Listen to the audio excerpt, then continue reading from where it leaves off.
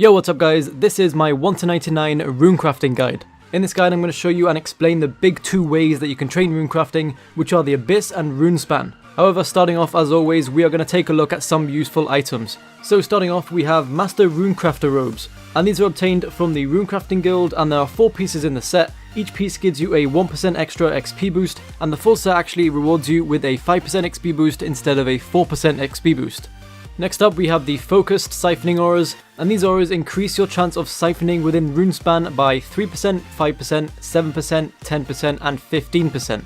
Down below you can just read up on which one gives more of a chance. However, if you were to buy all of them, it would cost you like 230,000 loyalty points. So unless you plan on going for 200ml runecrafting, I honestly would not recommend it. These are pouches, and these are going to be quite necessary if you plan on training runecrafting via the Abyss method. If you don't know what they are, the main purpose of them is to hold essence for you. So the small pouch can hold 3 essence, and that can be obtained at level 1 runecrafting. The medium pouch can hold 6 essence, and that is obtained at level 25 runecrafting. The large pouch can hold 9 essence, and you can use this at level 50 runecrafting. The giant pouch can hold 12 essence, and you can use this at level 75 runecrafting. And finally, the massive pouch can hold 18 essence, and you can use it at level 90 runecrafting.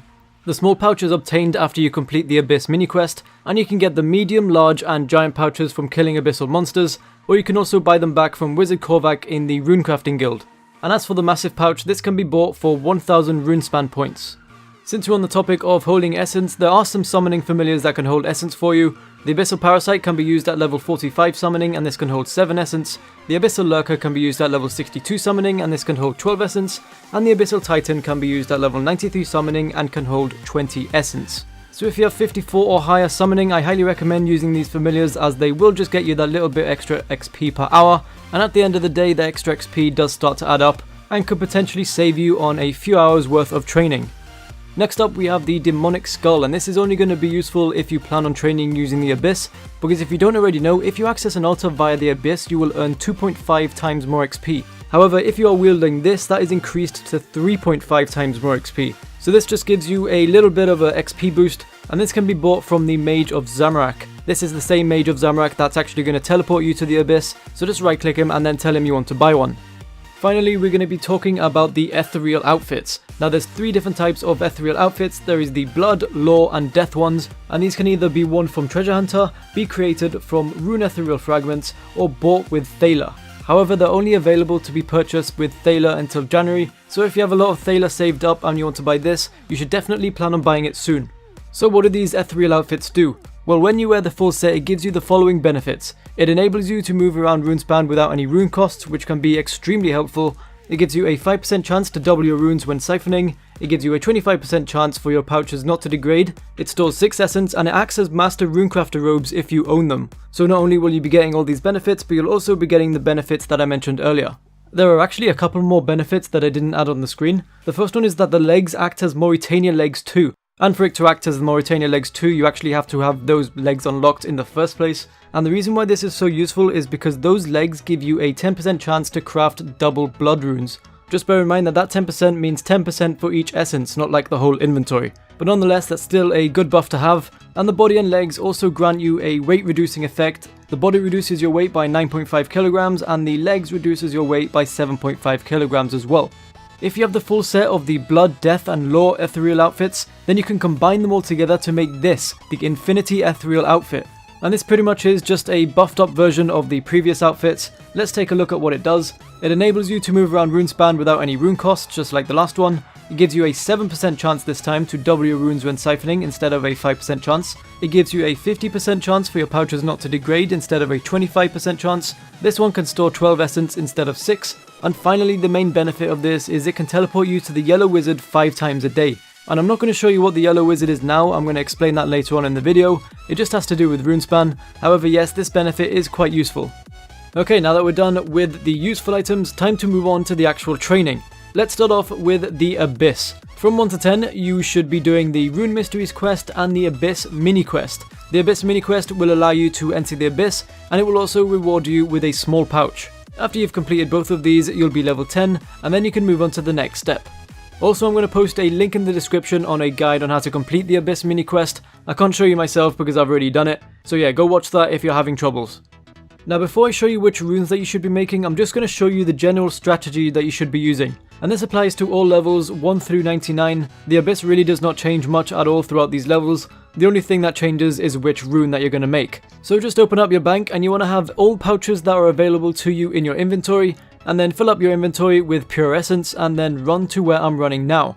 Once you get to the Mage of Zamorak, right click him and press teleport, and he'll teleport you to the Abyss. Once you get in there, you want to look around the inner sides of the walls, and what you want to be looking for are some obstacles to bypass so you can get into the inner circle of the Abyss. These obstacles can be burning away boils, squeezing through gaps, distracting eyes, mining through a rock, or chopping away tendrils. It shouldn't really be that hard to find the closest shortcut to you. Trust me, once you do this a few times it will become a lot simpler for you, and then once you get through the shortcut you'll have access to all the altars around this inner circle. The location of these altars do not change, so once you've found the one that you need to go for, you'll know where it is when you come back. So just find the one and head into it, and then just craft your runes. Once you've done that, just teleport back to Edgeville. The quickest way to do this, I guess, would be to use an Amulet of Glory. However, you can just teleport back using whatever you want, but I actually recommend using an Amulet of Glory, and then just keep repeating what you've just done. It's really as simple as that. The Abyss is quite straightforward, and the only thing I guess you have to change, like I said before, is which rune that you decide to go for. And with that being said, let me show you which runes that you should go for at each level. From 10 to 14, you should be training on Earth runes, and these give you 28k to 30k XP an hour. With a Demonic Skull, you can get 38k to 40k XP an hour, and this is actually the only rune that I recommend that will make you a loss. And even then, it's only a 30k loss an hour, and no way are you going to be doing this for an hour. 10 to 14 will go by in no time, so I'd be surprised if you even lose like 5k. From 14 to 20, train on Fire runes. This is similar XP to the last one. It's 30k to 32k, and with a Demonic Skull, it's 40k to 42k. And with this, you can earn 90k GP an hour. From 20 to 27, you should make Body runes. This is 33k to 40k XP an hour, and with a Demonic Skull, it's 47k to 55k. On top of that, you'll be making 30k to 35k GP an hour.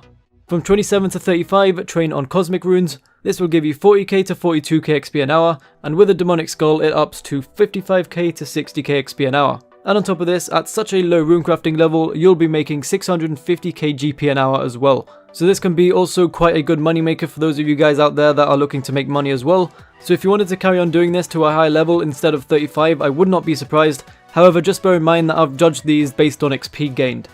From 35 to 40, you should be training on Chaos runes. This will get you 42k to 45k XP an hour, and with the Demonic Skull, it will give you 60k to 65k. And as for the GP you'll be making 90k to 100k GP an hour.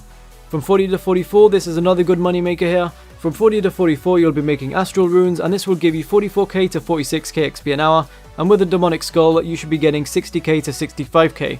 And like I said, it's a good money maker. You'll be getting 550k to 600k GP an hour. From 44 to 54, you should make Nature runes, and this will give you 45k to 60k XP an hour, and with a Demonic Skull that ups to 65k to 80k, and on top of this, you'll also be getting 700k to 900k GP an hour. From 54 to 65, you should be making Lore runes. These will give you 59k to 62k XP an hour, and with a Demonic Skull that ups to 83k to 87k, and you'll also be earning around 500k GP an hour. From 65 to 77, you should be making Death runes, and this gives you 65k to 80k XP an hour, and with a Demonic Skull this ups to 90k to 115k, and you'll be making around 350k to 450k GP an hour. And finally, from 77 to 99, you should be training on Blood runes, and this will give you around 85k XP an hour, and this translates to 115k to 120k with a Demonic Skull, and you'll be making a whopping 1.4 mil to 1.5 mil GP an hour. So not only is this the best XP an hour in the Abyss, but it's also a great money maker. I'm just going to give you guys a quick little tip here. If you're looking to make money with this, at level 91 you should start crafting Nature runes again. This is because you'll be making double the money that you were making before, because you'll be crafting double Nature runes. So yeah, go do that if you want money. Alright, so we're done with the Abyss. The Abyss is pretty simple, and to be honest, the next one is pretty simple as well. It just takes some getting used to, and that is Runespan. In order to access Runespan, go to the Wizard Tower, which is south of Draenor Village, and then just ascend all the beams until the very top, and then go through this portal here. And this will take you to the lowest level of Runespan. However, if you're a higher level, I'm going to show you where to go later on. So first of all, let me just explain the basics of Runespan. There are a bunch of platforms just floating up in the air, and in order to go from platform to platform, you need a certain type of rune. And that rune just depends on which teleporter that you use. So for example, some teleporters may require water runes, some require air runes, some require chaos, etc. And how you get runes is by siphoning these nodes and animals. Nodes are the ones that you're going to be focusing on the most. The animals are just there just in case you're low on a specific type of rune. In order to tell which rune that the animal is going to give, just right click on it and it should be pretty obvious. And after the nodes, I'll tell you a bit later on after I finish explaining the basics. Also, one more thing that I forgot to mention is that you need pure essence in order to siphon everything. In order to get essence, just click on any floating essence and it will top up your inventory with 25. And 25 is the max amount you can get from this. If you try and go over 25, it says that you already have them. So you won't be able to get essence from this if you have 25 or more. However, to get more than 25, just look out for S-Lings, S-Hounds and S-Wraiths that are just hanging around. All you have to do is siphon them and keep on siphoning them until they fully deplete. And then once they're fully depleted, you'll be awarded with 50 essence. And yeah, that's pretty much it. Once you have the essence, then you can use that essence on the nodes. And then the nodes, like I said before, is where you'll be gaining the majority of the XP. Now let's take a closer look at those nodes. The first one is a Cyclone, and this one requires 1 Runecrafting, and every time you siphon it you'll gain 19 XP and it will give you air runes. Next we have Mindstorm, and this is also 1 Runecrafting. Every time you siphon it will give you 20 XP and this will give you Mind Runes. At level 5 Runecrafting you can do Water Pools, and this will give you 25 XP per siphon and it will give you Water Runes. At level 9 you can do Rock Fragments, and this will give you 29 XP per siphon and will give you Earth Runes. At level 14 you can do Fireballs, and this will give you 35 XP per siphon and will give you Fire Runes. And finally at level 17 you can do Vines, and this will give you 30 or 34 XP per siphon and will give you either Water or Earth Runes. Now that is it for the first level of Runespan. If you don't already know, there are 3 levels in the whole of Runespan. And as for this first level, these are the 2 platforms that I recommend that you siphon on. These 2 platforms are great for nodes, and as a beginner that's great because the most northern one is the entry point of Runespan, so you won't even have to move to another platform to begin with. So yeah, if you stick to these 2 platforms, you should be fine. You should be getting around 15k to 25k XP an hour here, depending on what level you are. And if you're wondering what the red square is, well, that is the entrance to the mid-level of Runespan. So once you hit level 33 Runecrafting, make your way there. 6 new nodes join us on this level. The first one is this Fleshy Growth, and this requires 20 Runecrafting, even though, you need 33 Runecrafting in order to get here, which is kind of weird. But anyway, you get 46 XP every time you siphon it, and you get body runes from it. The Firestorm requires 27 Runecrafting, and you get either 23 or 42 XP per siphon, and the rune that you get is either air or fire. At level 35 you can do the Chaotic Cloud, and this will give you 62 XP per siphon, and will give you Chaos Runes. At level 40 Runecrafting you can do the Nebula, and this will give you either 64 or 86 XP per siphon, and this will give you Cosmic or Astral Runes. At level 44 you can do the Shifter, and this will give you 87 XP per siphon and will give you Nature Runes. And finally, to finish off this level, at level 54 you can do the Jumper, and this will give you 108 XP every time you siphon it and will give you Lore Runes. Now this level is completely the same as the last, just collect essence and then siphon the nodes. If I were you, I wouldn't do the nodes that you've just unlocked yet. Try and do the nodes that you've passed by a few levels, because if you try and do the nodes that you've just unlocked, it'll take longer to siphon them. And if it takes longer to siphon them, then it means you're not going to be getting as much XP. I'm sure after a while you'll realize which ones are giving you more XP. It all really depends on which level you are and what's available to you, since the respawns are quite random. However, the higher ones will eventually give you more XP. So just like the last one, I have recommended some platforms that you should stand on. And here are the ones for the mid-level, so just in the northeast corner. Just keep going from platform to platform, siphoning the best nodes that you can. You should get around 35k to 60k XP an hour depending on what level you are. And then once you've hit 66 Runecrafting, in the bottom left you can see the red square again. Climb up that thing and then you'll be in the final level. 5 new nodes join us in this level. At level 65 you can start doing Skulls, and these give you 120 XP per siphon and they give you Death Runes. At level 77 you can do the Blood Pool, and this gives you 146 XP per siphon and gives you Blood Runes. At level 83 you can start doing Bloody Skulls, and this will give you 144 or 176 XP per siphon and will either give you Death or Blood Runes. At level 90 you can do Living Souls, and these give you 213 XP per siphon and give you Soul Runes. And finally, at level 95 you can do Undead Souls, and these give you 144 or 256 XP per siphon and will either give you Death or Soul Runes. Now just like the other two, I've recommended some platforms to train on, and this one's going to be a bit different from the last one. From 66 to 90 I recommend that you train on these platforms, and then from 90 to 99 I recommend that you train on these ones. So just like the other two, just go from platform to platform, siphoning whatever you can, and at the higher levels here you should expect to get around 90,000 XP an hour. Now within Runespan there's a couple of distractions and diversions. The first one is this yellow robed wizard.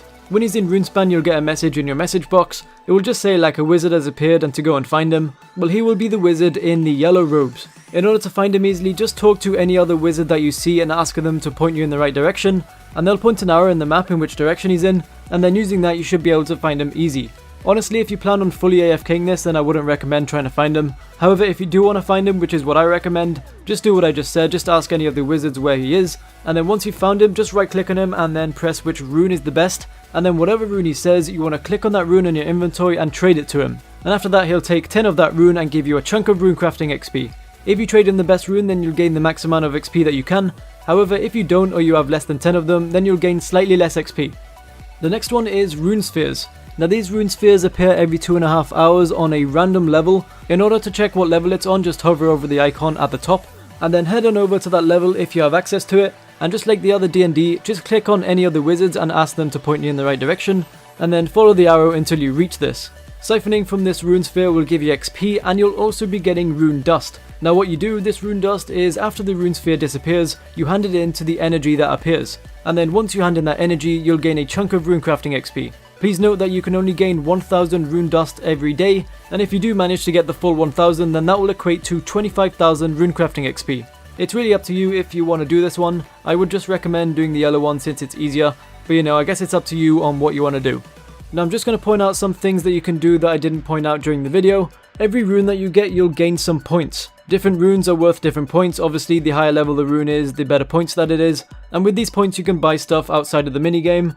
And also something I recommend doing, if you've already got points and you're coming back into the minigame, then right click on Wizard Phoenix as soon as you get into the minigame and buy runes. What this will do is it'll give you 10 of each rune, and this will mean that you can just go from platform to platform straight away without actually having to siphon anything. So this is just really useful for getting where you want to go. And also the last thing, if you're 50 runecrafting, then you can go through the mid-level portal at the top of the Wizard's Tower. And this just saves it so you don't have to go through the low level portal and then climb up the thing to the mid level. You can just go straight from the mid level using this portal, and then you can just climb up the bone ladder to get to the top level. So yeah, that's pretty much it. A lot of information right there.